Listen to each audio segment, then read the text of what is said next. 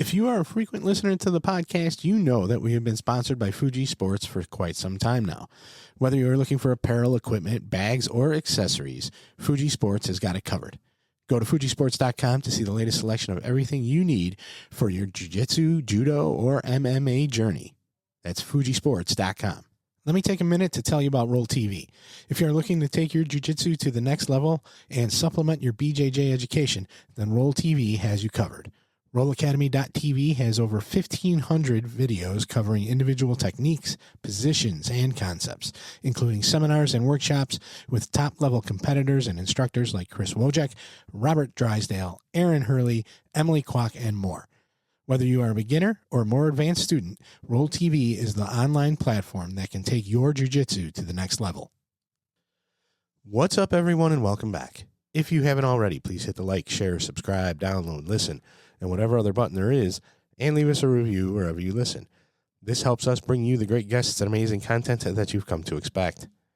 In this engaging conversation, Thomas's guest shares his journey from education to becoming a jiu-jitsu instructor, emphasizing the importance of mindset, effort, and self-awareness in mastering martial arts and life. He also shares insights on teaching, learning, competition, and personal growth, as well as his journey through the challenges of learning jiu-jitsu, the importance of humility, and the mindset needed for continuous improvement in martial arts and life. Here's the RŌL Radio with a man with 30-plus years of grappling experience, a second degree BJJ Black Belt, and the owner, head coach at True Art BJJ in Ohio, Shannon White.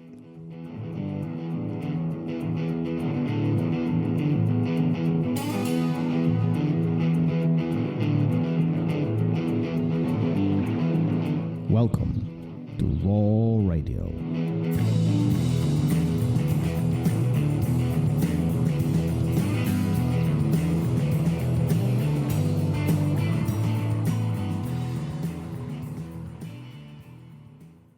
And we are live. Well, great to see you. I feel like, Shannon, feel like we are nearby, but not near enough to like run into each other on a regular basis. Would you agree with that? Yeah, man, absolutely. I mean, I'm only 6 hours away from you. I mean, not super far, but I get to come to Chicago every now and again. Yeah. You're close with Mark Vivas, and I know you guys are running your competition camps and other things. You come in for Chicago Opens and so on. So you pass through the area. Well, glad to have you on the show. Glad to that you can spend an hour with me to chat about this interesting journey of jiu-jitsu from a practitioner, martial artist, perhaps competitor, but also coach, business owner, and so on. There are so many hats we wear as we do all of this. Do you find yourself reflecting on life and saying, this is interesting that I end up here, not somewhere else? I kind of look back sometimes and, I went to college to be an educator, to be a teacher. And, I still do that, but I teach jiu-jitsu. So, I mean, I kind of am a little bit within that profession, but I don't know if I could be doing something else, to be honest with you. Like, I'm very fortunate. Like, I tell my friends and my training partners and my family, like, I get to wake up every day and go do what I love to do. And, I get to see my friends every day. I get to be on the mat. I get to train jiu-jitsu. I get to, just be around the people that make, my academy successful. And I get to see them both on and off the mat. And, I look back and it's kind of interesting how that all fell into place, like growing up wrestling and then, transitioning from wrestling into jiu-jitsu. And then like, kind of my whole life being a grappler, I guess it kind of all just, the cards fell where they may, but it really did work out for me, and I'm truly blessed to be able to do jiu-jitsu as a profession. And I don't know if I could, I would tell everybody this. I think I would be a horrible employee if I had to work for somebody. I think I would be a terrible employee. I'm very, very fortunate. I gotta ask. I have to ask. What would make you terrible employee? I'm like, you can ask Mark this too, and pretty much anyone that's ever met me. I'm like very, I'm not afraid of confrontation, and I actually love it. Like for me, it's I quite enjoy it. So, you know, if I have something to say, I'm just going to tell you the truth. And if you don't like what I have to say, then that's fine. But usually I just kind of say what everybody's thinking. So working for someone would be rather difficult just because it's just you kind of have to mind your P's and Q's a little bit. And if you're in like a corporate setting or, you know, having a boss that's, above you, which is like, I could strangle you, right? So it's one of those things where I just don't know if I would have the temperament to have a boss and to work for somebody. I think I could. It would just have to be in a very specific environment because I am like a hyper competitive person. I would like to, if I was in a job, as long as somebody let me like be competitive and try to move up and be the best that I could, then I wouldn't have a problem with that at all. I think I could do well with that. But that's the nice thing about jujitsu is like I don't think you're ever gonna master the sport of jujitsu. I think there's guys that have gotten close to it for sure. There's some of the best guys in the world, but for someone like me, you're never gonna master it. So you're always trying to work to get better. That ceiling's always gonna keep going up, up, up, up, up, and you're just gonna chase it. And which is a great thing about the sport, which I love. Well, then I'm curious. I'm curious then, how were you in the education system? Mhm. If you are very blunt, just to put it politically correct here, Right. I feel like Right. that environment has to be Oh. very. Oh yeah, because I was around my education level was 7th grade to 12th grade. So you're dealing with like, young kids that are Mhm. kind of coming, like teenage kids that are coming into their adulthood. And with them, it was cool because they had a lot of respect for me. Like I always say, like I would student teach a lot at like inner city schools sometimes. I would be in nicer schools, sometimes it'd be more like inner city rougher schools. And as long as you treat them like kids with respect, they'll give you respect. It's no different than being on the mat. If you treat your students with respect and you pretty much hold yourself accountable to the same standards that they're at, and you kind of lead from the front by example, they're going to respect you, right? And I think with that in education, really worked well with me because I liked being around those kids. Like I love teaching them. I love trying to communicate with them and dealing even with some kids that had, issues outside the classroom, whether it's in, if I had wrestlers in my class that were struggling with the sport or whatever, trying to help them. But, I never got real far in education where I had to deal with the kind of like more political stuff that happens like in the administration section because right when I graduated college, at that time it was like 2013, 2014, like teaching jobs were very scarce. You couldn't really find them. You could find like substitute jobs, but there were no like teaching like long-term jobs. And at that time I needed to be able to do something, so I started teaching jiu-jitsu, and then I just kind of went on that path because I thought that would be just a little bit more successful for me. I loved it. And education didn't really look like it was going to open up that much for me because there was just not a lot of jobs kind of where I was around. And, it was just the opportunity that I saw and I took it, and here we are.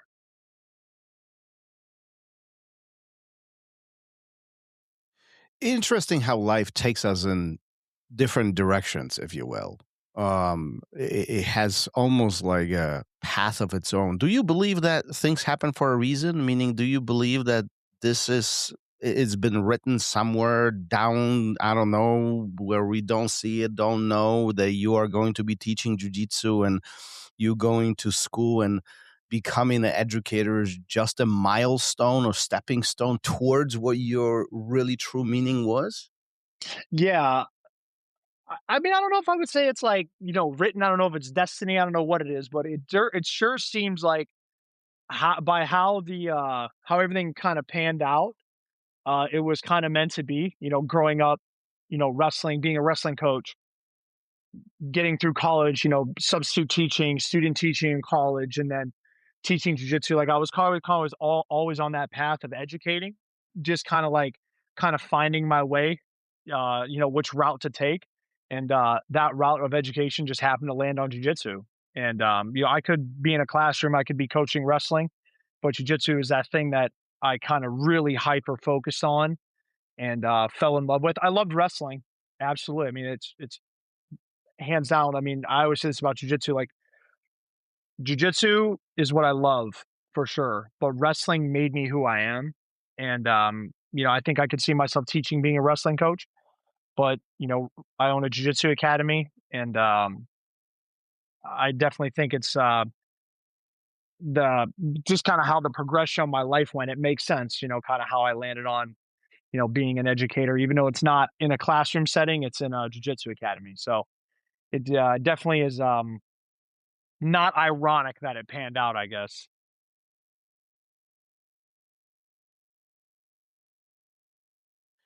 I'm making an assumption, but I take it that the education path was first before the jiu-jitsu. Am I correct on that? So yeah, so I started in education when I was in high school. So we had like kind of like a fast track program that got us college credits right out of high school. So it was 2 years, my junior and senior year. So I was going out to classrooms even when I was in high school. Like I was going out to like small elementary schools within our district and whatnot. And then when I got to college, I had already had that level of experience. So I got to skip a few classes once I got to college. And I didn't start jujitsu until I was a freshman in college. I was 19. So I kind of was already in classrooms, I kind of going that route. And then when I started jujitsu, 19 years old, broke college student. It just was one of those things that I fell in love with. You know, I would say, well, I should say this: the very first day I did jujitsu, I fucking hated it because I was terrible at it. Absolutely terrible, like awful. Got crushed, killed, Hold on. and We gonna get to that. yep. So Hold on. We're gonna get to that. We're gonna get to that. yep. But first, before we get to that, I want to establish why education. Why education? Why? What made you go into that Mhm, path? Because I think that plays a fundamental and mhm. really critical role how well you do things today. Yeah. So I would definitely say I'm not good at math. Math and me don't get along. Letters, numbers together, I don't do well with that. English, I don't really like to read books. If it has pictures, I'll read it. Um, but I would say with education, I liked the fact that I could help, you know, um, like young students understand things. Um, I wouldn't say that I liked being up in the front of the class, but I like the idea of like taking someone from not having knowledge to being able to, help them get a better grade from than where they're at now, right? To help them have a better understanding from the time we start a lesson to the end of it. Like that was a very, very big thing. It was just because it was a challenge. And that challenge to me is extremely fun. Like, I look forward to that. I actually quite enjoy that somebody could struggle with something, and then by the end of it, they have a better understanding.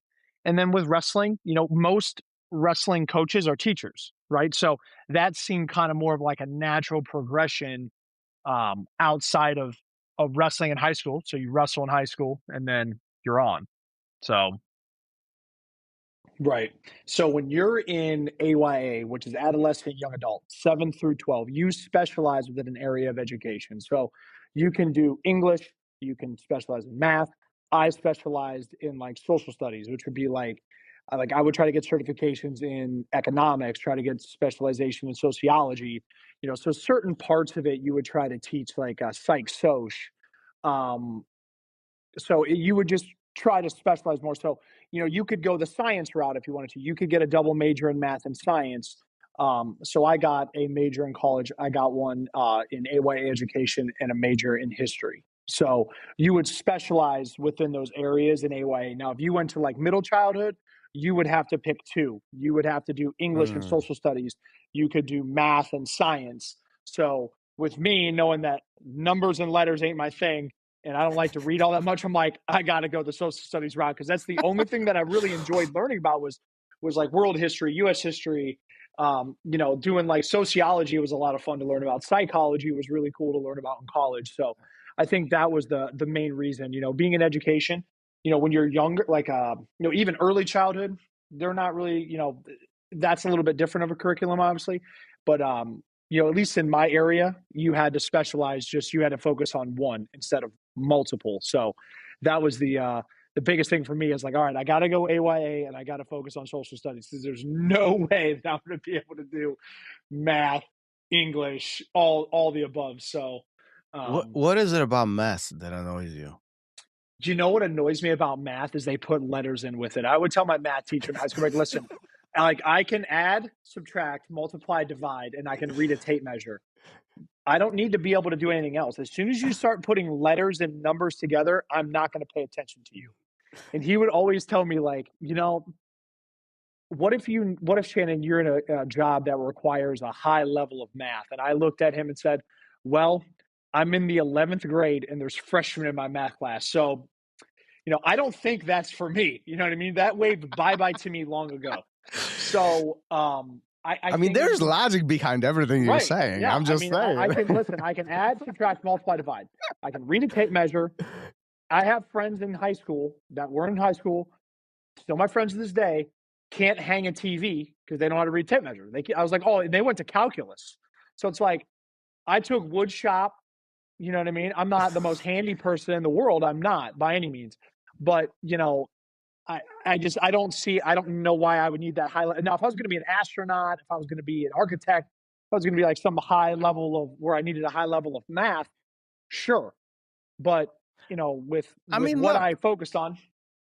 Some might say you're a very practical man. That's all. Yeah. I mean, it's just... I'm a very simple human. Keep it simple for me. You got to talk to me like I'm 5 and I'll understand it. I'm a very, very simple person. So yeah, with that level of math and, with how complex it was, I don't know, like some people have struggle with foreign languages. Some people struggle with jujitsu, right? We see that a lot where, some people have high jiu-jitsu IQ, some people have low jiu-jitsu IQ. So it's kind of like, for me, math was I needed such a high IQ to understand it. Whereas like for some reason, jiu-jitsu, I didn't. Like I just figured I understood it right away. Whereas with math, it was just like speaking a foreign language to me. I just couldn't get it. Well, but that's the interesting part about humans, right? And I think we see that on the mat tenfold bigger than we would see it on the street or just everyday life. Is different people learn different ways. Our brains operate differently. I often say this to my students: if you get 100 black belts in one room and tell them to teach exactly same thing, you just got 100 different versions. Yeah, like nobody ever processes the same information the same way. No. And plus, some of us need to hear it. Others are visual learners, and others needs to repeat things thousands of times and just wrap it. It's so many components and moving parts with all of this. That's why I find it fascinating that certain parts of education you gravitate towards, and yet others you don't. Right. And I think like you hit a nail on the head with that. Is like being in education, you learn how people learn. Some kids you have to be very like some kids you could be hard on. Like you could speak to certain ways because if they weren't giving you like 100%, they were just kind of messing around. You could get tough on them, right? Other kids would struggle, so you had to be a little bit more like understanding with them, right? So you learn how people learn. Some kids are more visual learners. They do well if you have like, a PowerPoint presentation or you can show them a video. Other kids will learn from reading from textbooks, which it just depends, right? Everybody's different. Some kids will do well in group projects. Some kids are going to do well on tests. So it just depends on, your classroom, who's drilling with, jiu-jitsu, who's drilling with who, what techniques are you going over? Are you doing stand-up? Are you doing guard passing, sweeps? You kind of have to be able to understand, like, okay, what level am I working with in terms of the class, right? What type of class is this? And what do they need to see the most? What do I need to spend the most time on to make sure that everybody kind of understands what we're talking about? So, I kind of look at it like, if I did a test, right, when I was student teaching, let's say I gave my classroom a test, right, and my class got average, they got a D, right? Everyone across the board pretty much got a D. Okay, there's something that I'm doing wrong that they don't understand. It's not them because it's across the board, right? It wouldn't be like there's 2 or 3 kids that got D's and everybody else did really well. Everyone's not understanding this. So that's my problem. So it's like in jiu-jitsu, if I'm explaining something to the entire class and everyone's kind of messing up a part, I don't look at them as being like, what the fuck's wrong with you guys? You guys are like, are you dumb? You're like, well, no, they're all doing it wrong. So they don't know what to do with this part. That's my problem. I need to stop them, explain to them why they need to do this, and then be like, okay, go. So I think it's just taking accountability for what you do. It's so refreshing that you say this, because I do an instructor course annually in my academy, and we are really in the middle of it right now. And last weekend we were dissecting some of the things, and one of the questions that I posed is, look, you have a class of 20 or 30 guys in the room, and they are just not getting it. And first things, what's the first thing you do? And very quickly we came to a conclusion: you got to look in the mirror. There is something. Whatever you are doing as an instructor, you're not presenting this information where everybody's getting it. Now, if you have one or two messing around, or there's two guys fucking around in the corner, that's a different conversation. But if we have a plateau all across the board, the whole room is not getting or asking the same question or struggling with the same point, first things first, look in the mirror. How are you presenting that information? Because maybe you're making assumptions. Maybe you're just not clear enough. Maybe you're oversaturating them with information, or maybe you're not giving enough information. I mean, all that is a very fine balance, especially if we are in front of that classroom and everybody's looking at us, right? Right, exactly. And I love, because people ask questions all the time. And I think I love when people inquire in class about you, like, hey, how do I do this? Hey, like, what's wrong with this? What's going on? And, but I will tell you, like, something that kind of frustrates me, if someone's struggling with it, is they just kind of raise their hand. They're like, well, I don't know how to do it. Right. They maybe haven't even tried. Right. And they raise their hand. And that's like a big pet peeve of mine. And I tell people this all the time. It's like, well, imagine you're a math teacher. Let's go back to education. Right. So in math, I didn't pay attention. Right.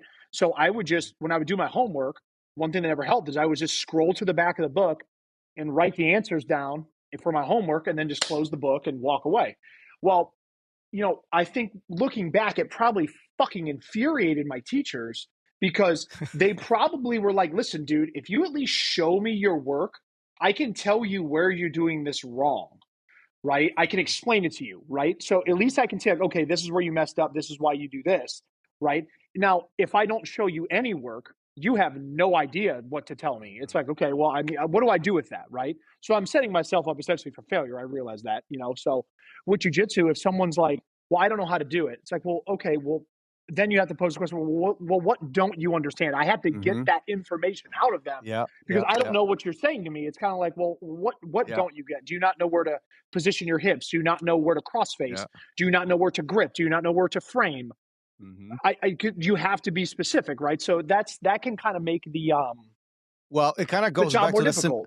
It goes back to the simplicity of step one of fixing a problem as identifying there is one. If you don't know what a problem is, what are we fixing here?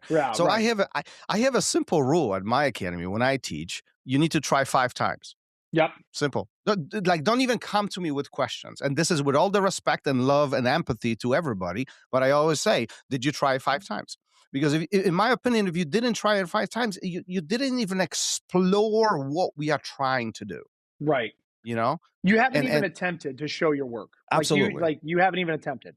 And, I was in funny story in jiu-jitsu about this. One of the very first seminars I ever went to in my life, I was a white belt. It was Roberto Cyborg. Back then he was like obviously known for like the tornado guard. That was his thing, right? He was doing that to everybody back in like 2010, 2011. That was his thing. And I was a white belt, and it was in Columbus. Went to this seminar, and tornado guard for a white belt, especially me back in 2010, was very, very complex, right? But I remember in the seminar, like purple belts, brown belts, black belts getting up at this seminar and like bugging him, like, hey, can you show me? He actually, this is a true story, literally said, everyone stop. Like he kind of got pissed and was like, when I started jiu-jitsu, I didn't have an instructor. Nobody sat down and helped me. I had to teach myself. And he points at me and he's like, this white belt is figuring this out on his own, hasn't asked for help, and is literally kind of processing and is figuring it out on his own. And you purple, brown, and blacks are coming up to me after 1 or 2 reps and asking me how to do this. I get it that it's a seminar, but you guys need to try on your own first and then come to me. And that always like stuck with me, like through my jiu-jitsu career, is like, and that was like a standard that I had, is like, guys, if you're willing to try it a bunch of times and fail, I get it. Like if you're failing constantly, you need to ask. I get that, but at least try. Don't come to me and be like, oh, I don't know how to do it. I and ever since that, and I'm really happy that happened to me at a young age, because I think that was it teaches you to like take responsibility for your own learning, which is a massive thing. But there's another component to all of this that I think we are almost like skipping over. Yeah. Is the fact of paying attention what is being presented, right? Because there is one point of like, I'm working and I'm struggling and maybe I'm asking questions prematurely. Like I'm just pulling that trigger very fast. That's one thing. But there is if we rewind a little bit, how many times do you find yourself where students are looking at the ceiling, you get the glare through their eyes, laying down, they are not even here, they're not engaged, like what the fuck, like dude, I'm spending 5 or 7 or even sometimes longer minutes explaining this, trying to be as detailed, trying to be helpful to you, and you are not present. How do you feel about that? So I am, and this is like where, again, I'd be a terrible employee. I'm very blunt with people, and I would say, listen, I'm very much like, I scan the room and I see who's paying attention. I do it with my kids. You ask my parents, I do it with my kids. I do it with my adults. Listen, this relationship between me and you, between teacher, student, training partner, whatever you want to call us, I don't care, is 100, 100. It's not 50-50. I'm not going to give you 50 and you give me 50. I'm giving you 100. You better give me 100. If I'm going to give you 100 and you give me 20, I'm going to start giving you 20. So if you're going to sit there and lay down, not be engaged, not help, I'm not going to take that much time to help you, because I can't make you want to be good. You have to want to be good on your own. That's a decision you have to make, because jiu-jitsu is extremely difficult. We all know this. It's very hard. If you're not engaged, you're not focused, there's a million other things you could be doing other than coming in here in one of the most difficult, if not the most difficult sport in the world. And the reality of it is that and those are the first people to complain about not being promoted, not progressing, feel like they're stuck in a rut, feel like they're not getting anywhere. Like, oh, I feel like, this guy's better than me now. And it's like, well, again, go back to that mindset. Well, maybe you should look in the mirror and be more engaged in what we're doing, because at the end of the day, you're paying to be here. You know what I mean? But I'm giving you 100. I expect 100. And for me, I'm very, like I said, I'm very confrontational. So if someone's not giving me that, I'm going to get on them. Like, that's just how I am. Like, I'm not like, oh, it's all right. Like, just let them do whatever they want. They pay to be here. I'm just not that way. I expect this of you. I have this standard. And if you don't want to be here, and I tell those people all the time, if you don't want to be here, I don't want you here. Plain and simple. If you don't want to be here and be a part of this team, then I don't want you here. Then you need to go somewhere else. Do you feel like society in general, and I'm not only referring to your academy or mine or even jiu-jitsu, I'm talking about just in very generic terms, do you feel that that's the attitude everywhere, that we're going to half-ass everything, engage a little bit, hook it in, let me step one toe in there, let's taste it, I don't like it, I'm going to switch, I'm going to put this on hold, I'm going to switch to this basketball thing or whatever, and I'm going to bounce around and I'm going to find the thing that sticks the most? Right. I feel like in some environments that is the case, because unlike jiu-jitsu, jiu-jitsu is extremely difficult. It's extremely complex, right? I think the reason that people have a hard, they dip their toe into jiu-jitsu and they're kind of like, ugh, right? Because they realize, let's say, for example, someone grows up their entire life, like you mentioned, basketball, right? I think a big reason that even kids, adults, come up playing basketball, football, team sports, they go to jiu-jitsu and they realize, oh shit, this is all on me. This is the most individual. No one is going to come help you. I grew up my whole life wrestling, so I knew that from a very young age. So I was 5 years old. So with jiu-jitsu is it's accountability. And I tell the parents, I tell my students, my training partners, you're going to get out of this sport what you put into it. And I think if you half-ass it, you're going to get half-ass results. You give 50%, you're going to get 50%. Right? That's the way it goes.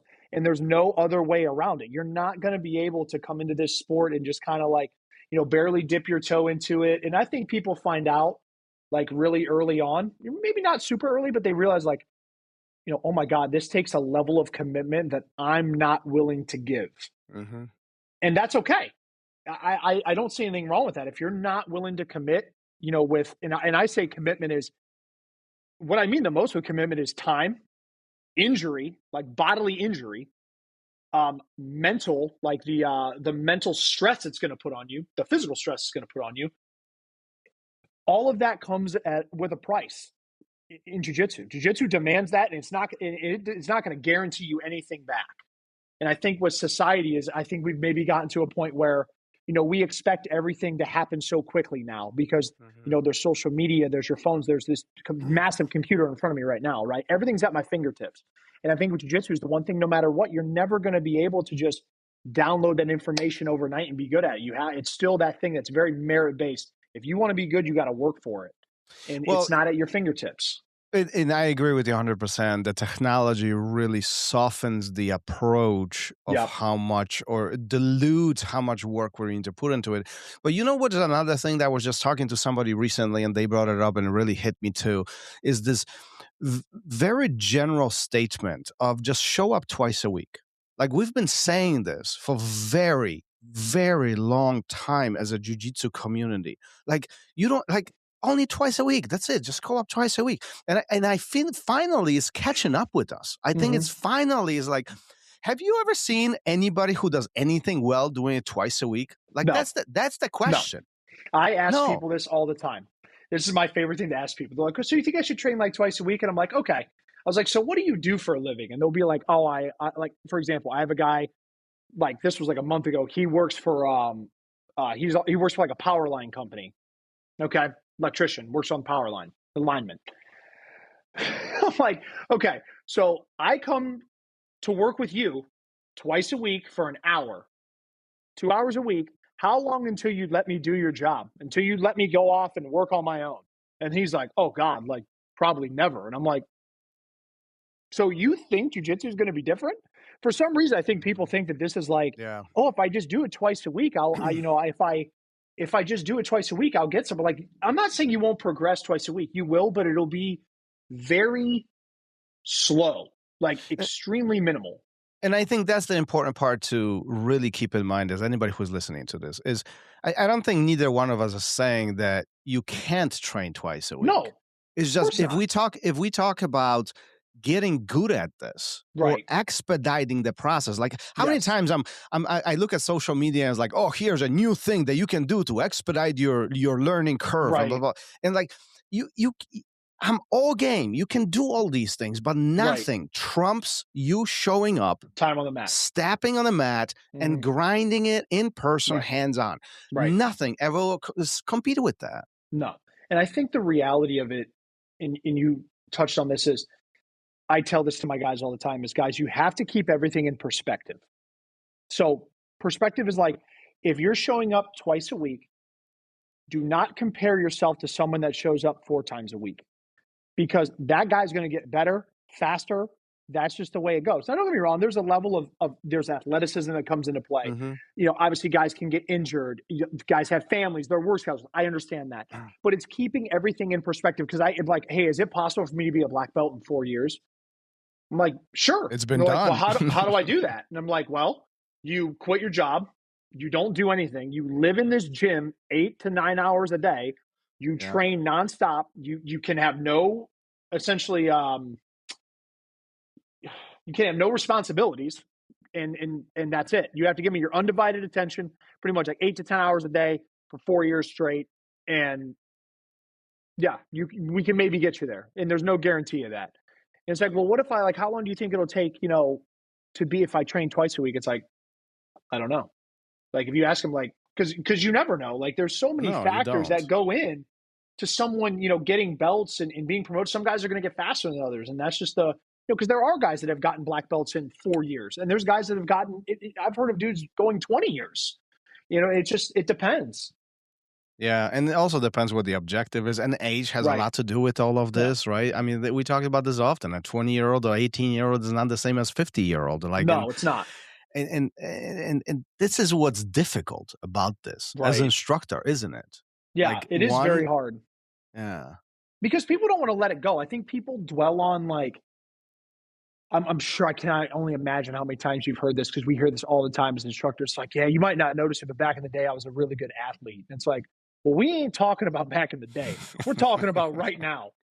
And you ain't anymore. You know what I mean? Like people, I don't know why it is, but people dwell on memories of like 15, 20 years ago that mean fuck all today in your life. And it's like, I'm not as athletic. I'm not as fast. I'm not as flexible. I'm not as, just overall an athlete that I was when I was 18, 19 years old. I could train like a maniac, wrestle like a maniac, get up the next day, and I felt fine. I'm 36 years old now. I can train hard, maybe like 2-3 days a week, like probably 2 days a week. And it's like hard competition style training. And then that's it. I'm not doing it anymore. And the reality of it is, I think again, it's keeping that in perspective is like, a 35-year-old guy, that has a career, has kids, has a wife, a home, all this stuff, looks at a 20-year-old and is like, God, man, like, I wish I could beat this guy. And it's like, well, you can't look at it the same way like that. Like a 20-year-old and a 35-year-old, even 40-year-old is not the same. They're not in the same stages of life. They have different, obviously injuries play a factor in things they've accrued throughout their jiu-jitsu career or out their athletic career. And it is really tough to have that conversation because guys, they just, for whatever reason, they don't want to let that go. They can't let go of that. Do you think that would be one of the biggest obstacles that people face as they go through jiu-jitsu, that comparison to the guy next to them and trying to chase the golden object or the shiny object? It's one of them. I mean, it's a massive one, right? Because I don't hear it all the time, but I have heard it. Guys are like, God, man, like a guy gets injured, comes off injury and goes, man, I used to be able to beat that guy, and now, 6 months later, he's kicking my ass, and it is frustrating, and, but I think I think it can be healthy to chase your training partners in the sense of like, because people ask like, well, how can I get better? It's like, well, find a guy that you have a really competitive round with. Maybe he gets the better of you a little bit, but it's a competitive round. There's guard passing, there's sweeps, there's takedowns, there's transitions. And then once you feel like you can beat that guy pretty consistently, like you can outposition him, you get the better of the round, then find the next guy and then just keep chasing. I think there is some level of, of chasing there, like chasing your teammates that is effective. But I think that does hinder a lot of people's, it wears on them mentally when they see other people succeeding and getting better faster.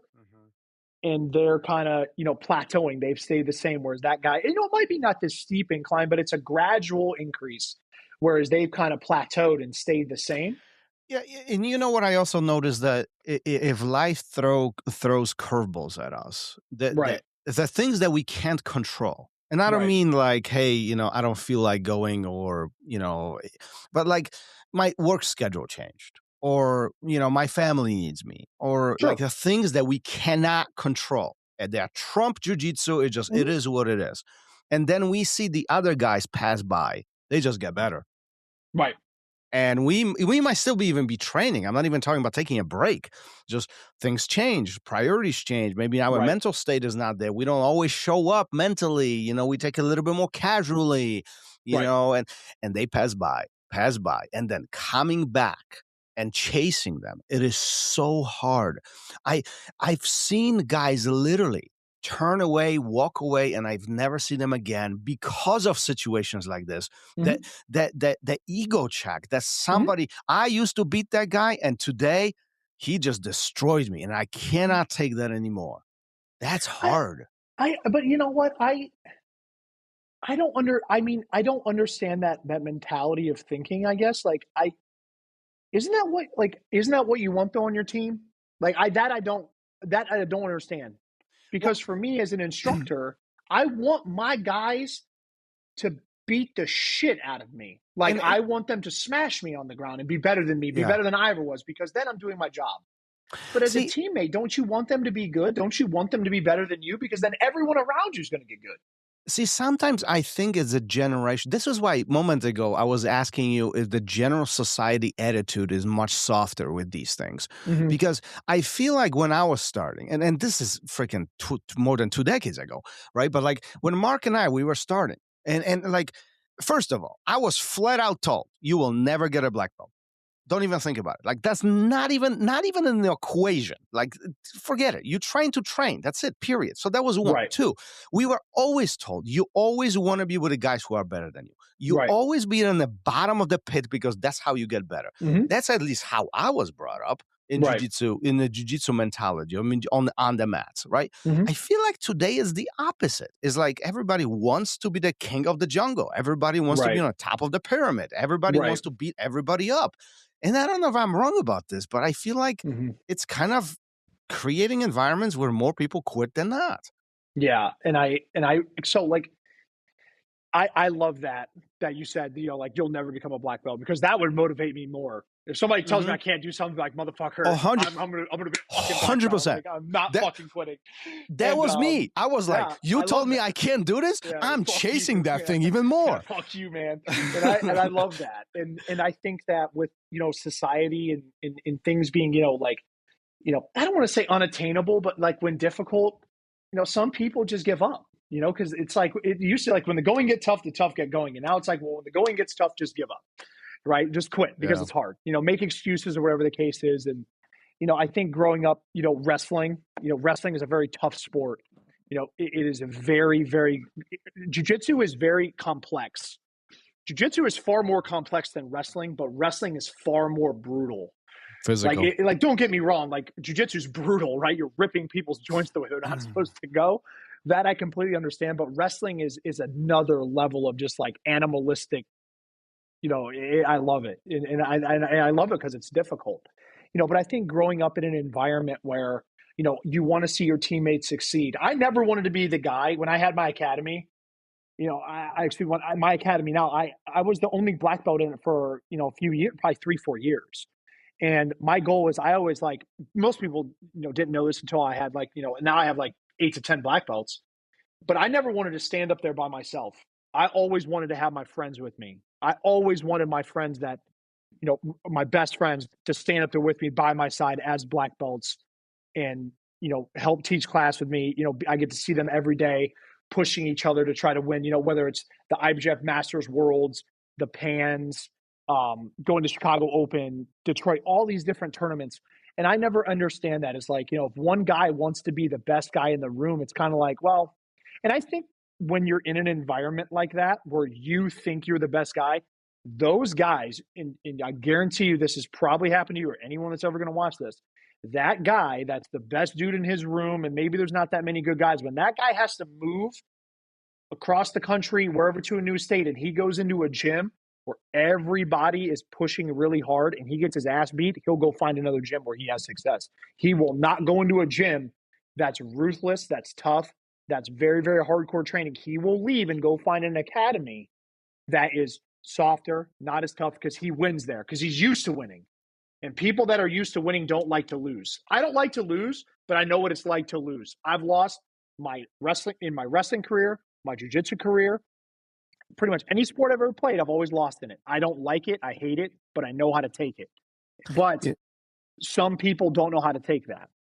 This reminds me of this phrase or a quote, and I'm butchering this, but hard workers don't like mediocre workers, and mediocre workers don't like hard Yeah. workers. It's Nick It is Saban. what it is. Yeah, it's Nick Saban. It's his famous quote. Yep. Yeah. And it's exactly. I mean, and I absolutely love that, because I think when you have people around you that, you know, I'm not going to take advice from somebody that's never been where I'm going.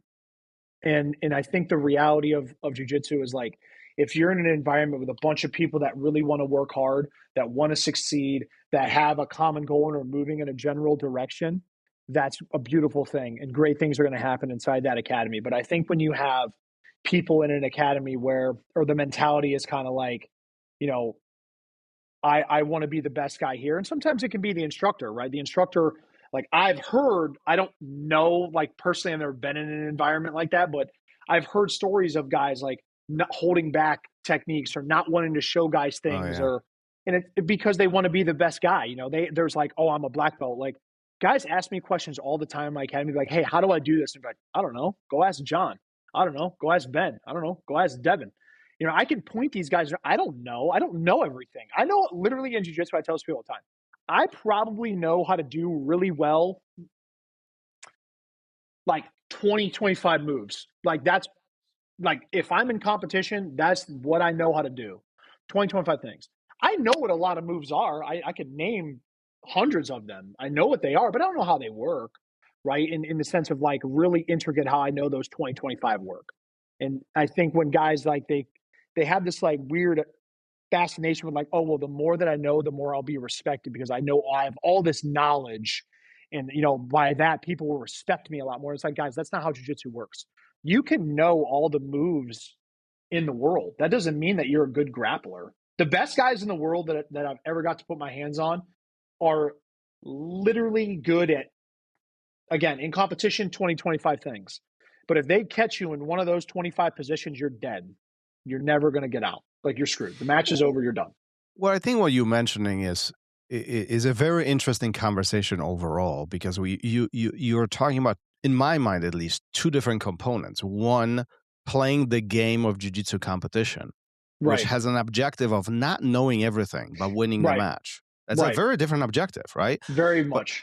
But then knowing things, that's different, because now that could be used as an instructor or as somebody who is coaching or somebody who has a broader amount of information and they can connect things together, right? So like, I think different educators come in different ways. Like, you can talk about, you know, John Danaher. Oh my God. Like, the amount of information that dude has in his mind, like, he loses me after 7 minutes. Like I can't watch his stuff, you know? And then it's too much. And then you watch others who are, you know, Brian Glick. Like, I love Brian Glick. I had him on a show, and it's like, what a brilliant mind. It's like the compressed version of John Danaher. You know, like he gets to the point, and there's many others. Gives you the meat and potatoes of the position. That's all I need. Just show me that. Right. So it's like, you know, we all have different roles and we process information differently, but we can mistake those two pillars. We can mix them. Like, playing a game. Look, if you want to win a competition, all you need to do is outscore somebody or submit. That period. Doesn't matter how it happens. It doesn't. Right. You know, I say this a lot. You don't have to be better than somebody at jiu-jitsu to beat them in competition. No. I just have to be better than you. I'm a Master 2 Black Belt. I just have to be better than you for 5 minutes. That's Does that mean I'm a better grappler? No. It just means I'm better than you for 5 minutes. Absolutely. Whether that means mentally, physically, technically, or maybe simply you tricked them for a split of a second and they lost the match. That's all it matters. It's not any different than any other game. It's a game. That's all it is. Now, when we are talking about knowing jiu-jitsu, that's completely different pillar here. Right? We're talking about a little bit broader of knowledge of actually what this... being able to apply the technique properly against someone that's resisting you. That's going to fight back. And troubleshoot the situation, right? Yes. Yeah, I could go on this for a while and get pissed off really, really bad about this. Here we go. Let it fly. Hey, let's pivot this a little bit. Yeah, sure. At the beginning of this, you said that you hated your first class. I gotta hear this. But you gotta walk me through this play by play. First of all, why are you going to jiu-jitsu? Easy story. So my buddy Dominic, shout out to Dom. Dom was a year older than me in high school, and we watched MMA all the time. We're probably one of the few kids in my high school that watched MMA. This was like 2007, 2008, somewhere around there, right? So I graduated high school in 2009. So like 2007, 2008, watching a lot of MMA. Well, Dom graduated in 2008. He was doing jiu-jitsu at a local school in the area, still around to this day, called East Coast Martial Arts. It's here in the Canton, Ohio area. And when I graduated, he was like, hey, dude, you should come to jiu-jitsu. Like, it's a lot of fun. And I'm like, oh, yeah, sure. You say it's a lot of fun. Sure. So I go to my first class, walk in. It was, I believe it was no-gi. The gym at the time only you wrestled before this, right? Yes, correct? My whole life since I was 5 years old till I was 19. So I had 14 years of wrestling experience. So you have wrestling experience, plus you know what fighting is. Like, you're not oblivious to life, correct? Like, I had seen what Darce chokes were, guillotines, from watching like the old Pride fights with like Nogueira, like what Anaconda chokes were, arm bars. So I knew what submissions were. But again, this goes back to application. You might know what they are, but you don't know. Yeah. So, I went in my first day. I believe it was no-gi. And I remember I got there, and at the time, the gym was just kind of in its infancy of its jiu-jitsu program, so there wasn't a lot of people training. Like my first instructor at the time, Chad, he was a blue belt, so he was teaching the class, And, you know, weren't that many guys, maybe like 6 guys training. And, but oh my God, I got triangled so many times, pinned down. I could scramble and like take them down, but like once we hit the ground, you know, I didn't know how to really pass guard. I didn't really understand, you know, the positions of grappling as much like I thought I did. And yeah, I probably ate a dozen triangles. Got pinned down in the mount. Like one of my black belts, Steve, he like would just bump sweep me into the mount and then would just roll me back over because he just got bored from holding me down in the mount. And yeah, it was like, I remember I literally like left and was so frustrated. Like I didn't go back for like 6 months. I was so pissed because I literally got destroyed. Absolutely destroyed. This is fascinating to me. This is like the best part of this whole conversation for me. Right. So you walk in, thinking I'm about to fuck these dudes up. I'm about is that trying to like McGregor? You know what I mean? I'm walking in like Connor. Like I'm like, oh, bro, like you know, I'm about to throw somebody in my jacket. You know what I mean? Like stretch out a little bit. And I'm about to, you know, dude. And I got confidence is at the highest, dude. Left, and it was like I drove home. No music. Like I could hear the air conditioning running. Like, silence in the car. You know, and oh man. Is there a point of that day or that evening when you sit down and you just ask yourself, what the fuck just happened? Yeah. Yeah, you're sitting there and you're just like, man, like, have I wasted all my life wrestling? You know, like I thought that would help me, and it did help, you know, in certain aspects of it, you know, it did help, right? But yeah, man, you're sitting there and you're just like, you know, I'm a bitch. You're like, God, I'm a bitch, man. Like this, I just got my ass whooped. And it's like, it's such a tough thing. It's such a hard, prideful thing to deal with, you know, because at the time I was young, 19, You're 19 years old. You think you're invincible. You think you're the fucking man and nobody can touch you. You know what I mean? Like and I think what I needed in that situation was that to happen. You know, I needed that ass kicking to humble you, to be like, hey man, you know, you're not good at it, but if you work really hard, because I think that's what drew me back to it, was that it was so difficult. And I was so bad at it that I wanted to go get good at it. It wasn't like, because I actually think I cared about it. It wasn't like something I didn't care about. There's something I don't care about and I'm bad at, like soccer. If I'm bad at soccer, I don't really care because it's not something I care about. Like I know I'm going to be bad at it, and that's okay. I don't go home and I'm like, oh. But in like one-on-one combat sports, so what was so unique about this, that you care about this and you don't care about other things? So again, few things strike me as you explain all of this. First of all, you said it took you 6 months to go back. So I guess you didn't care enough because you needed time. I don't know.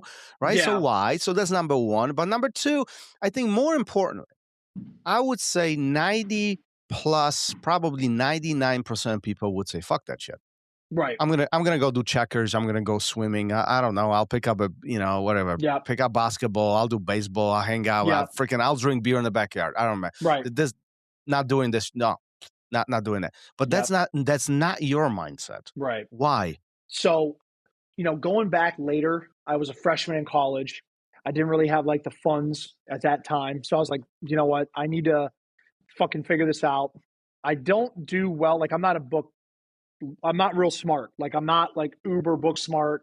I thought I was going to struggle pretty bad in college. I ended up doing pretty well, but it was one of those things like I needed that first few months of college to get acclimated, you know, because I knew that if I didn't, I would do bad. I don't have a lot of self-control. So I was wound so tight in wrestling that when I got to college, I had freedom for the first time. I could eat whatever I wanted. I could go to parties. I could drink. And I'm like, I have to have something that's going to ground me and give me like, I have to go do something. I've been a competitor my whole life. I cannot just turn this off. And it was like, well, you really sucked at jiu-jitsu, so you might as well go back and do that, bitch boy. So I went back and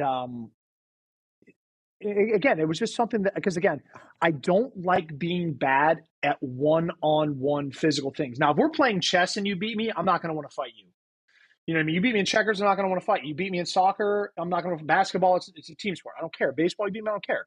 You know what I mean? But you beat me in wrestling, you beat me in boxing, kickboxing, judo, jiu-jitsu. I'm going to slash your tires in a parking lot because I hate to lose. It's going down. Oh, dude, listen, the video games. It's bad, man. It's bad. But no, I think it's because, growing up wrestling and being in that one-on-one, individual sport, and it's me versus you. If you beat me, you're better than me. Okay, that's fine. But I have to eat that. You know what I mean? And I don't like that. I don't like knowing that somebody beat me at something that's like a physical thing. Like I said, chess. Okay, yeah. I mean, the chance if I run into somebody that plays chess and they beat me, it's like, well, I could probably beat you up. I'm not that mad about it. Now, if I play like Gordon Ryan and he beats me at chess, I can't look at him like, well, I'll kick your ass. He's gonna fuck my life up. So it's just, that's the reality of it. Do you have a conversation with Dom about that first day after it happened? I don't know. Honestly, he probably asked me how it was, and I told him, I was like, at the time, I was like, oh, I did pretty good. You know what I mean? I said, I did all right. I thought I did pretty good. And, you're trying to like downplay it. Yeah, downplay like how horrible it was. But no, man, like he was really instrumental in like, yeah, dude, just come back, keep training. Like you'll get it. You're a good wrestler. You're athletic. Like you'll get it. Just don't give up. Stick with it. So. I was very fortunate, to have guys like that were, tough on me. So here's an important question. I think we all have the humbling moment. And I've had tons of guests here who same thing. They came from striking background, whatever. They get humbled. They know Japanese jiu-jitsu. They get humbled. Like everybody goes through this in some version or another. When you come back, what is your mindset then?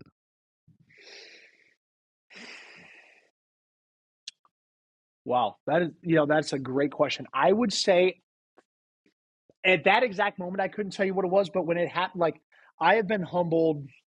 Oh my God, man. In jiu-jitsu, so here's an example. In jiu-jitsu, I've gotten to roll with Lucas Lepre, JT Torres, Gabriel Moraes, Clark Gracie, Gutenberg Pereira, Edwin Najmi. I mean, some of the Marcelo Garcia. I've got to roll with some of the best guys in the world, like multiple time IBJJF world champions, ADCC champions.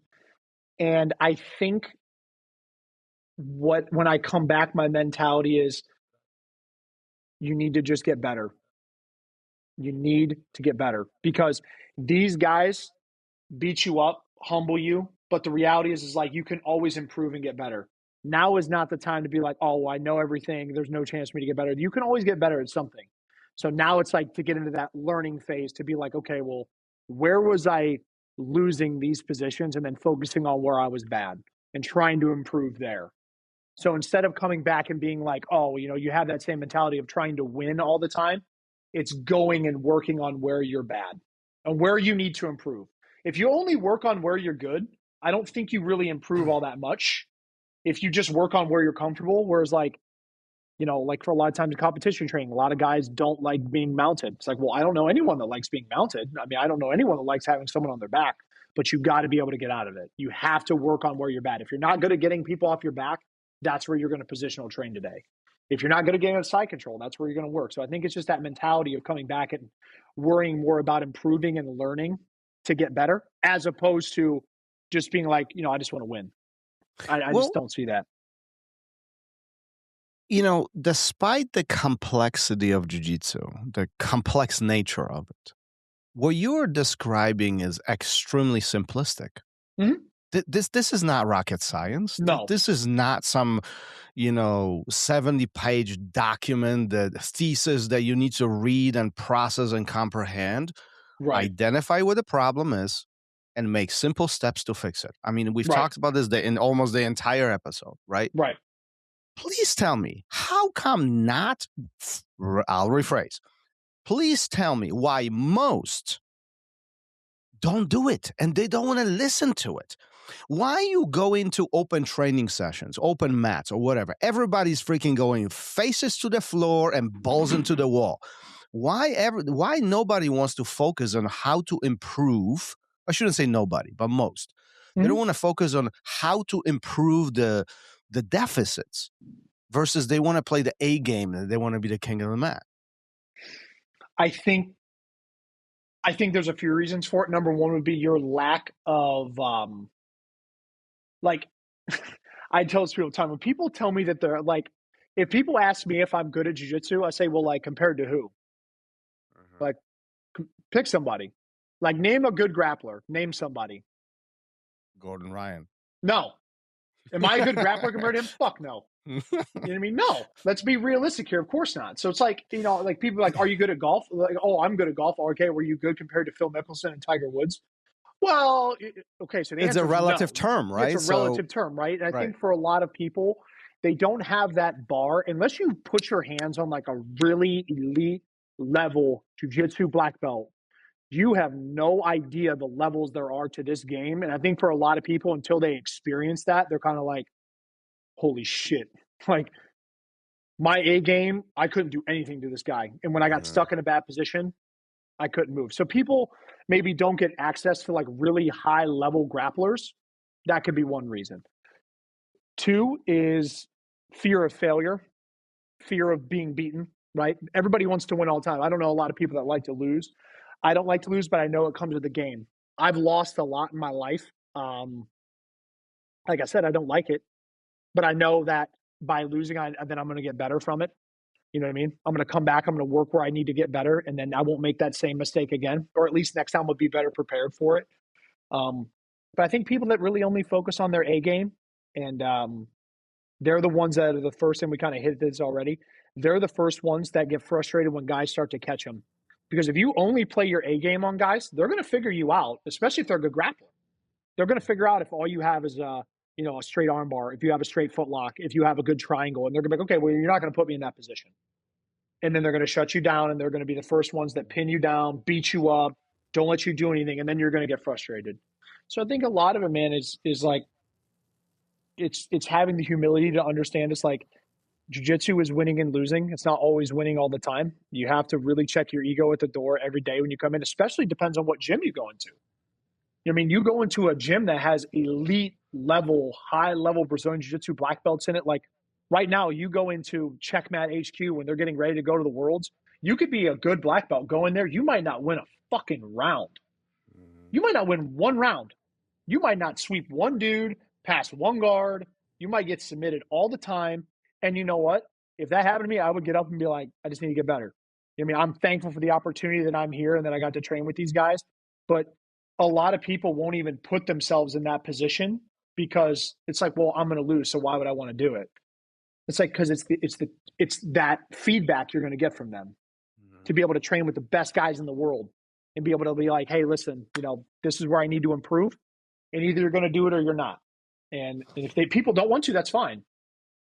But yet, this is almost like a contradiction of the whole thing. I mean, we go to jiu-jitsu to sign up. To get better, right? Like we sign up for jiu-jitsu to get better, right? We go to classes to get better. We want to go into these sessions to get better, but yet we don't want to fail. Does everybody though? I mean, does everybody sign up with that same mentality? I don't know. I guess that's the question, right? No. That's the question. No, I don't believe people. I believe that, and I hear this all the time. Like, and don't get me wrong. Like, I love Joe Rogan. Like, I love Jocko and these guys that talk about jiu-jitsu, that push jiu-jitsu into the mainstream. But a lot of times when people talk about jiu-jitsu on podcasts, they make it sound like, it's like, oh, if you do jiu-jitsu, you're going to be like this killer. And it's like, well, yeah, I mean, that's possible, but do you have any idea how long you have to train and how much you have to sacrifice to get to that point? And for some people, that's like insurmountable. Like they show up and they're like, oh, I didn't think it was going to be like this. Like, I didn't think I had to commit this much time, this much energy. I didn't know that I was going to hurt my neck and my back and, all this stuff to get to this level. So people show up, but it's only to a certain extent are they willing to sacrifice. And once they get to that point, they're not going to go past it. It's like, okay, this isn't for me. Everybody has their threshold of what they're willing to take. Like, I've had 7 knee surgeries, shoulder surgery. My C5, my C6, and my neck are completely crushed. My hands go numb every morning when I wake up. It's just, what are you willing to sacrifice?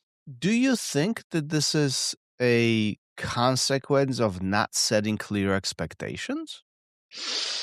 I mean, if everybody knew that jiu-jitsu is hard, I guess that's the question we got to ask ourselves, right? There's this old saying, that some share that jiu-jitsu is for everybody. Everybody can do jiu-jitsu, and I guess that's the main core premise of jiu-jitsu. A smaller person can beat up the bigger person, and stronger person, makes it very easy accessible, right? So, isn't that almost a misrepresentation what jiu-jitsu is? I would say it depends on what gym you go into, because jiu-jitsu may be for everybody, but not every gym is. Oh, that's true. That's my buddy Tommy said that to me one time. He goes, listen, we're not for everybody. So clear expectations, I think, are important for sure.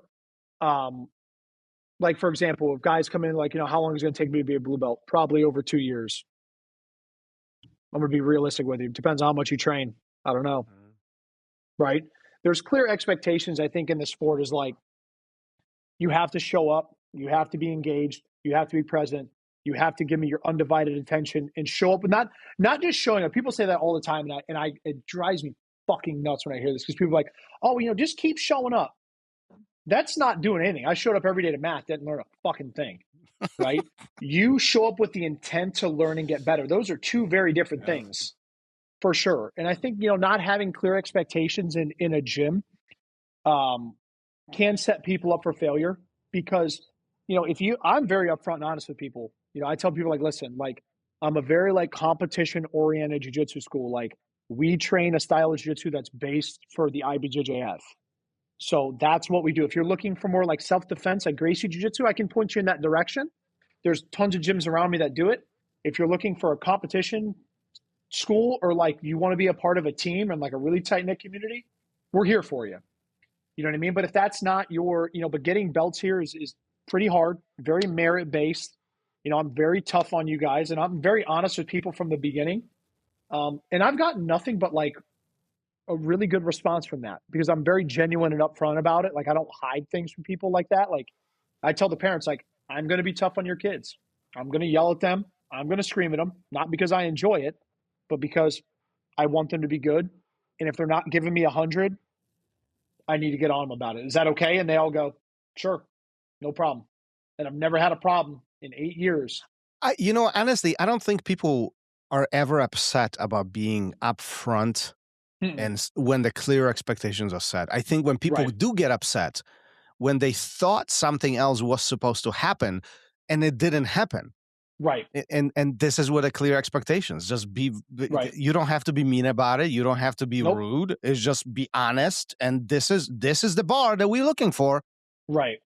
And I think too, like we said, like, when something doesn't happen, like, what about competition? Right? You train really hard leading up to competition and you lose. You do everything right, and there's like this mentality like, oh, I trained so hard, I deserve to win. And that's really tough for people. You know what I mean? They train super hard, they're in the gym, getting after it, and then they go to competition, maybe they lose the first round. Yeah, right? That sucks. Been there. And it sucks, right? And it's one of those things where, that's another deterrent, having that expectation of like, oh, well, if you train really hard, you're going to win. It's telling people, I tell this to guys all the time, guys, you could train like a fucking maniac, do everything right, put yourself in the best possible position to win. You could go out in the first round, adrenaline dump, and lose. You can't go there with the expectation of like, well, I'm going to win because I train really hard. Training really hard is just, everyone's doing that. Like, you're not doing anything different than most people, because everyone's sparring, everyone's drilling fast. That's pretty much there. So that's just the reality of it. So, I think that having that, if you put that expectation on people, it's like, oh, well, if you train really hard, you're going to go to this competition and dominate. And if you go there and you get beat, it's kind of like, well, I thought it was going to, that crushes people because they thought they were going to win. Well, the interesting part about this is training hard gives you an opportunity. Not training hard guarantees that you're not going to win. 100%. I tell it to people all the time. There's a difference between being here to win and just showing up. If you're just showing up, you're that guy that trains twice a week, that, is preoccupied because they have other hobbies that get in the way of jiu-jitsu, which is fine. But come back to that term, be realistic with your expectations of, if you're only training 2 days a week, don't think you're going to go to this tournament and run into a guy that's been in the gym training consistently and very hyper-focused. That guy's going to kick your ass. So keep that in perspective. So that is a massive thing in this sport. Is, again, it goes back to, if you lose, or, you're training and you're having like plateaus in your training, that's just part of it.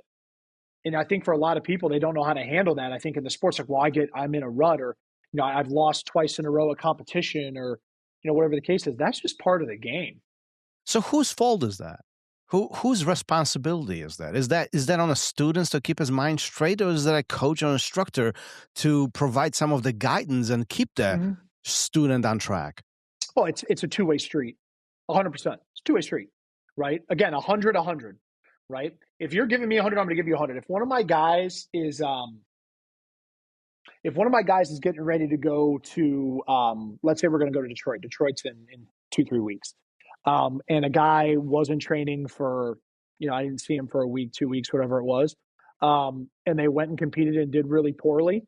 Yeah, we would have a conversation for sure, because I can't allow that to happen, right? Because then it's on me as a coach. Like, you didn't prepare how you should have. You came in here and had a very poor performance. I'm not going to let that just go, right? So you need to kind of, if someone comes to me and says, I want to be a competitor, that standard level of, let's say, blue belt, purple belt goes up, right? There's another level you got to get to. And I think that standard is going to rise and rise and rise. But it's definitely on a coach as well. It's not like you can't just blame the athlete.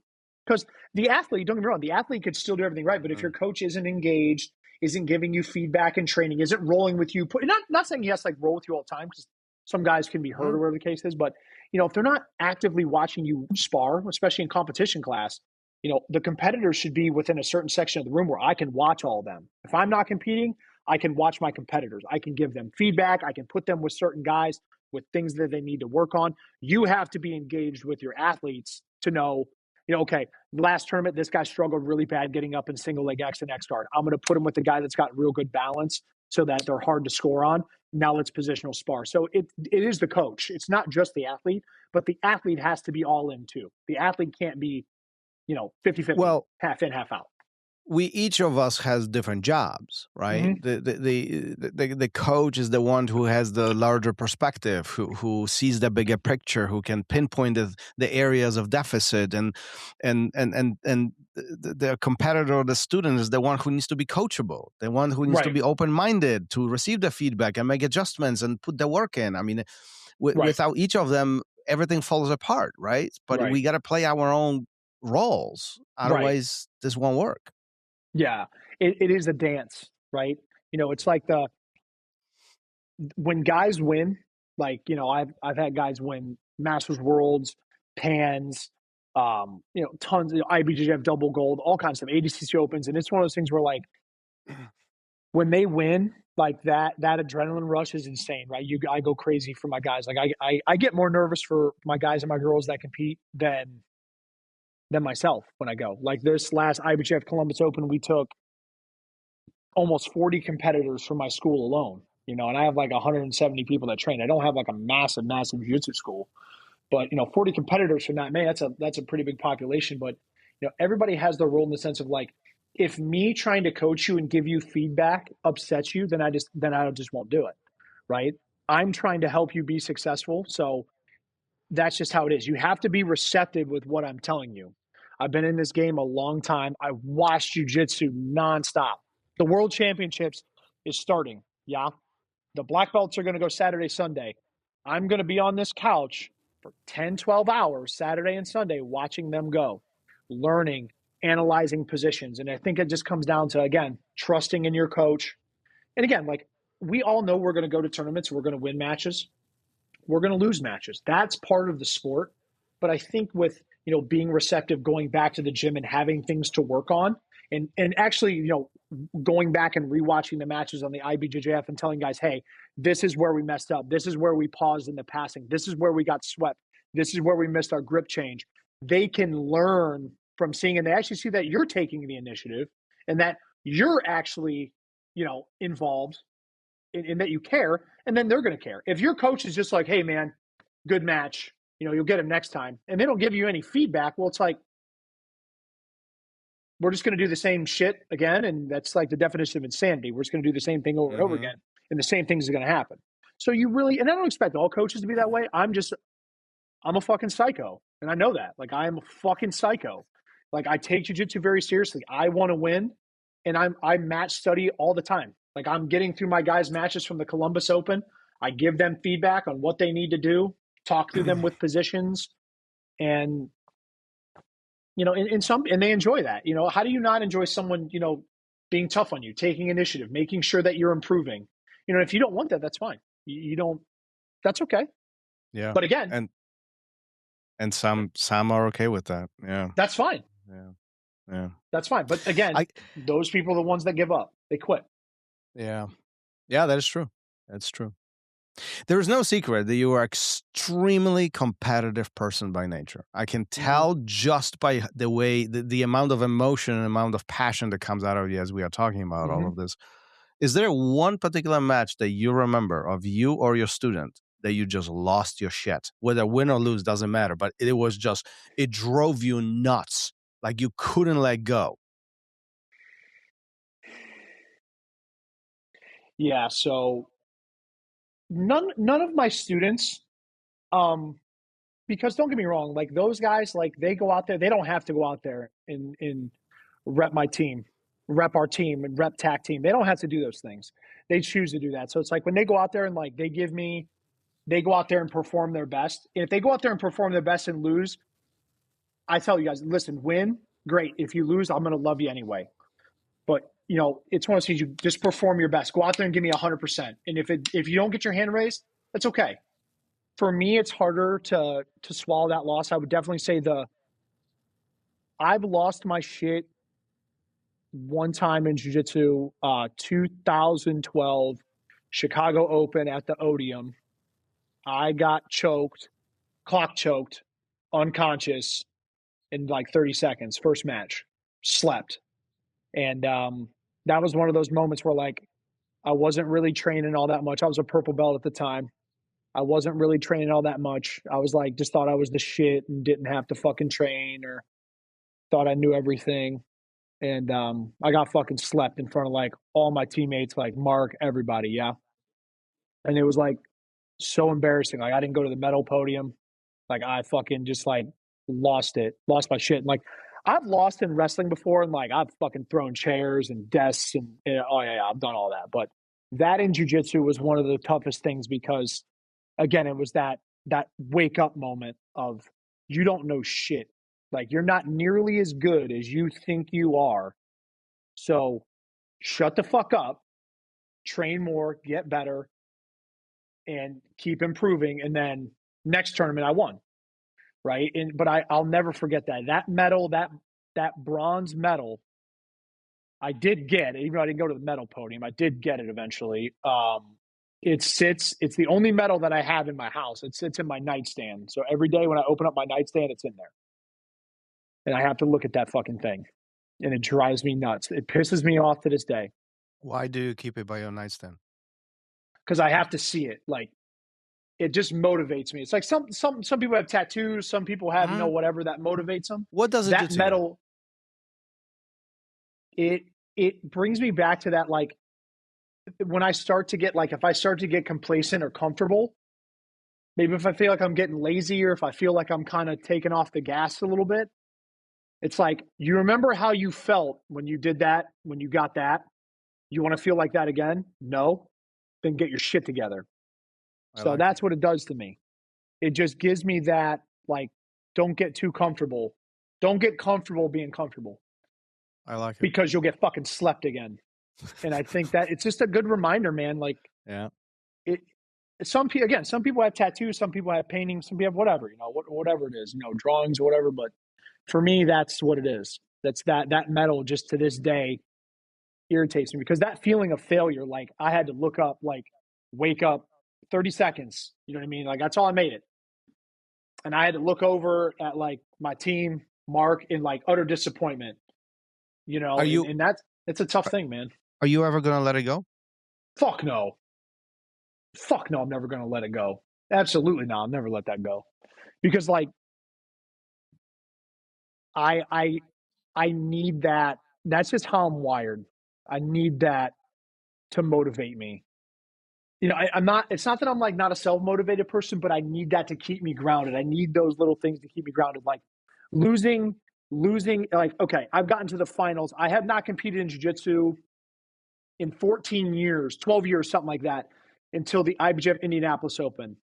Lost in 1-2 matches, lost in the finals, got second. Went to Columbus, won my first match, lost in the finals to a ref's decision. So I've silvered twice. Those are like, okay, like, do they motivate me? Yeah. You know, that keeps me going, but nothing like losing like that, because when you go out like that, and it's just because it's the mindset that you had leading up to that, right? It's that how you felt like, oh, you know, like, again, like walking in like McGregor thinking that no one's going to touch you, and then you get smoked. And I think for a lot of people, you know, they're either going to go one of two ways with it, right? They quit because, you know, it beats them down so bad, or you just, again, it centers you, it grounds you, and you get better, and you come back and you keep getting better, and you get better, and you get better, and you improve.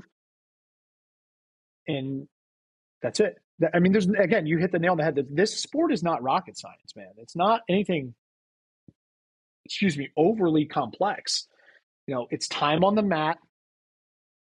It's, you know, obviously preparation leading up to competition, asking questions, being inquisitive, being a mat rat. You know, I don't want to say living the jiu-jitsu lifestyle, but, you know, just making it a big importance in your life. Because we talked about, like, people are like, oh, you know, I'm really busy right now. You know, like, I have a job and I have all these things. It's like, well, jiu-jitsu is not a priority for you then. Yeah. Because things that are important to you, you'll make time for them. Yeah. And if jiu-jitsu is not important, then I guess you won't make time for it. This is one of my biggest pet peeves, and you just touched on it. But like the whole "I don't have time" is the biggest bullshit that pisses me off, drives me nuts. I know. It's just all this means is just it's not a priority to you, and it's okay. Yes. Like That's I'm okay. I'm completely okay with this not being important to you, but don't say you don't have time. Right. I wish I had more than 24 hours a day. Bullshit. You don't. Like. Right. Just reprioritize your life. Like, if this is important enough, find time. Everybody else does, because you know, obviously sitting in front of TV is important to you, or going out and drinking is important to you, or perhaps spending time with your family is important to you. Maybe you should. Maybe your job is important to you. But don't say you wish you had more time, because you wouldn't find time for you would this still thing. Find some excuse. Absolutely. There would still be something else that would be like, oh, you know, I can't do it, right? And absolutely. And that's okay. You know what I mean? And that's fine. I just wish more people were honest about that and be like, listen, whether it's because of injury, it's because of time. And I think the biggest thing with that is just being honest and just saying, hey man, like, this is not as important to me as it is to you. And I don't expect everybody to take jiu-jitsu as seriously as I do. I understand that. People tell me all the time, they're like, you're fucking nuts. Like, you are like almost like a level of autism with it. And I understand that. Like, I can be. And I people make fun of me about it. And I think it is funny because they're probably right. But I hyper focus on it. I take it very seriously. But, you know, for me, I made it such a pivotal point in my life where, like, I'm not missing jiu-jitsu. We could miss up to 9 hours of class in college before you got electronically dropped from the class. I went to a very small college. So they actually kept count of, like, how many hours you weren't in class. I would miss like 8 hours to be able to go to jiu-jitsu, because I knew, like, if I missed 9, I'm going to get dropped.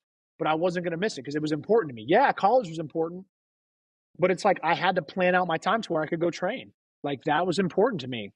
And for some people, you know, other things, they have other hobbies like bike riding or, you know, pickleball, golf, whatever it is. And that's totally fine. And I understand that jiu-jitsu is not for everybody.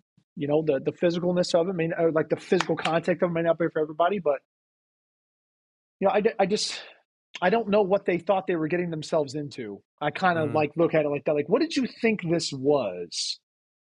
You know, that's a good question. Like, what did you think you were getting into exactly? Like, I don't want you to explain it to me. They're like, well, you know, I thought I was going to come in and, like, you would show me a couple moves and, like, you know, I would, you know, get my blue belt and then you would show me some more and then I would, you know, be able to beat guys up. And it's like, okay, I don't know. I don't know if that's like a big misconception now. This is why I was asking the questions earlier. You know? This is all interesting puzzle. I know you and I not the only ones asking these questions. No. Everybody, there's a lot of people scratching their heads on this, you know? Yeah. So, listen, Shannon, we've been at this for well over an hour. Jeez, time flies. Time flies. Yeah. Before we start wrapping up, I do want to ask you one final question, hopefully. And I try to ask this every guest that I have. We all have pivot moments in our life. And I feel like based on the story that you shared today, yours was the day one and then returning to jiu-jitsu 6 months later. I'm wondering, where would you be if you didn't return? Let's just say hypothetically, you got so pissed, you just said, screw this. Or perhaps 6 months later, your school took priority and you never returned. Right. Or who knows what the reason is. It really doesn't matter. But you never, ever returned to jiu-jitsu after the first class. What would you be doing? You know, that kind of scares the shit out of me. You know, that question kind of scares me because, you know, would I have my wife? You know, would I have my 3 sons? Would I have my home? You know, would I have Mark? Would I have all my friends, all my training partners? You know, like what would I be doing? Honestly, I don't know. I don't know what I'd be. I don't know if I would be in education. I don't know if like my dad and my brother are both carpenters. I don't know if I would end up going into like being in the trades. I could live somewhere else. I don't know. I could have a completely new set of friends. I wouldn't even know you. I would never be in this situation. I don't know what I would be doing, to be honest with you. Like, I don't know if there's anything that I could really dedicate my life to like I have to jiu-jitsu. And that's like kind of scary because I'm really happy that I think I found in my life what I was supposed to be good at. And I strangle that. Like I really don't. I worked so hard at it and I don't want to let it go because I don't know what I could do outside of this. Again, shit employee. But yeah, man, that question I do think about sometimes. It's like, you know, would I be in education? Would I be a carpenter? You know, would I live out of state? You know, would I be a crab fisherman? You know, I don't know. It could be anything. And or maybe you just would be in the office pissed off every single day. Yeah, I think so, man. I think you know, I struggle really bad with anxiety. You know, a lot of people don't know that about me. Like I struggle really bad with it, and jiu-jitsu really helps keep me like it helps like keep me grounded in that sense. Like I get like whatever anxiety I have out on the mat. And I think if I didn't have jiu-jitsu, I didn't have that outlet, I would be wound so tight that I wouldn't even like, I'm not saying I'm like a pleasurable person to be around as it is, but I would be much less pleasurable to be around than I am now. And I definitely think that, you know, jiu-jitsu does that for a lot of people. It, you know, they come in and they train and maybe they have anxiety, they have depression, they have, you know, whatever they're going through in their life. And, you know, if they stuck around long enough, I think they could see the long-term effects that that's had. And, you know, especially for me, man, you know, like every day that I train, I feel like I may be losing my shit, or, you know, if I feel like I'm, you know, just in like a state where I just, you know, I'm kind of like in limbo. I don't know what's going on. And I go to the gym and I train and I come home and I feel fine. And I really wish people understood that about this sport, that like, it's not just about, you know, breaking people's bones and, you know, rolling around hard. It's like that, what it can do for you mentally, just to problem solve and to learn how to deal with like, issues in your life. And, you know, realizing that it's not like, oh, you know, my life is so bad. It's like, nah, man, like you just go train and then you'll be okay. You'll be better when you leave than when you like when you got there, for sure. So yeah. I really, you know, looking back on my life, I don't know where I'd be, but I know I don't want to be anywhere else than where I am right now. I know that. I wouldn't pick to be anywhere else than where I am. Well, good for you. Thanks, man. Let's wrap up on this high note, because I agree with you 100%. Well, thanks for hanging out with me last hour and a half almost. Yeah. This might be one of the longer episodes that I've done, but I appreciate you being here. I appreciate you honest approach and candid, and many might take offense to it. I actually appreciate it. I think a lot of people are just beat around the bush too much, and we are not honest with each other. And I think that there is a certain level of, you know, a fresh approach, if you will, a fresh air coming by everything that you are saying. So I appreciate you being here. Thank you for sharing your story. Thank you for doing the amazing things. And, you know, as always, I'll be sitting on the sidelines and watching the amazing things that you do, and down just a couple hours away from us. So yeah, thanks for hanging out with me today. Thomas, thank you so much for having me, guys. Thank you to everybody listening. Guys, it was an honor to be here. Thomas, thanks again. if anybody wants to connect with you directly, where are you to be found? Website, social media? Yep. So you can find me guys on Instagram. I'm the Savage BJJ. The name of my academy is True Art Jiu-Jitsu. You can find me in the link in my bio on my Instagram. And then my name of my academy, if you want to go to our website, trueartjujitsu.com. Sounds good. And I post all the links as always in the show notes of this episode. If you guys want to connect with Shannon, that you're more than welcome to do it. All right. Let's wrap it up for today. Thank you. Thank you for listening to RŌL Radio. If you enjoyed the show, don't forget to leave us a review and help us make the show even more amazing. For future episodes, check out our website and follow us on all major podcast platforms. Take care.